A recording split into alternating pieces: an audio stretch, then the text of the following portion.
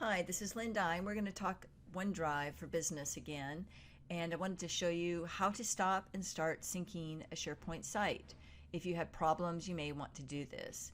And we're also going to look at how to tell which OneDrive sync clients that you have on your machine, how to figure out which is which. So first, let's start with the sync clients. I've got 3 clouds on my computer. This one is the consumer. It says personal. This one is we're going to right click on to tell what it is, and this one is going to be the next gen sync client because I know it is, because this one has settings on it, and we'll see the next one does not. And this is the client that syncs up my OneDrive for Business folders, not my OneDrive or not my SharePoint folders.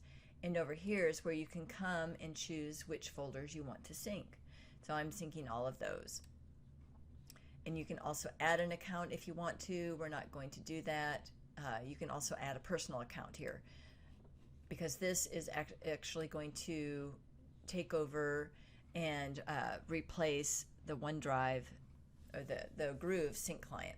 So let's go back over here and look at our Groove client. And I can come over here, and I know it's Groove because it'll say you can stop syncing a folder. And I'm going to stop syncing this one right here. It's going to give me this warning. Do you want to continue? And it doesn't delete them. It just puts them, it keeps it actually where it is, but it's just going to look different. Instead of having the S on it, it's just going to be a plain folder. You can open it up and see everything's still there. These other dots are my carbonite dots, so it doesn't have anything to do with the SharePoint.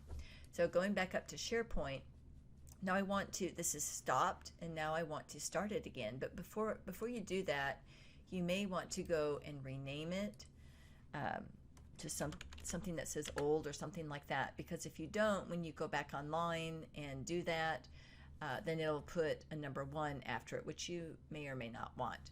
Another thing I wanted to show is the way Groove is, it also prevents you from typing in what are called invalid characters. Like this is a list of invalid characters, and this is nice that it won't let you even do that. But if you just pull a bunch of documents over without looking at them and you have some invalid characters in there, then you will get that red X there. So I've got that, my folder renamed, and now I'm ready to go online and redo that. So you can see I'm already there, but I like to start right here at SharePoint. You come here and you just click on SharePoint, and you're going to come to this section. And these are sites that I'm following. It's also good to follow sites, otherwise they're just not going to show up in here. At least that's been my experience. So this is the one that I want to resync.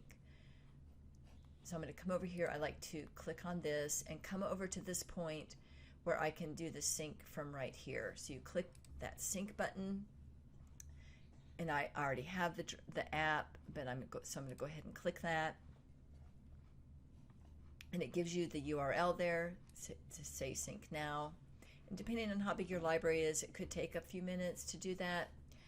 And I say show my files, and then we can come back over here to SharePoint, and you can see the old file is here, but now I've got my S on there, and it's starting to resync these files and folders.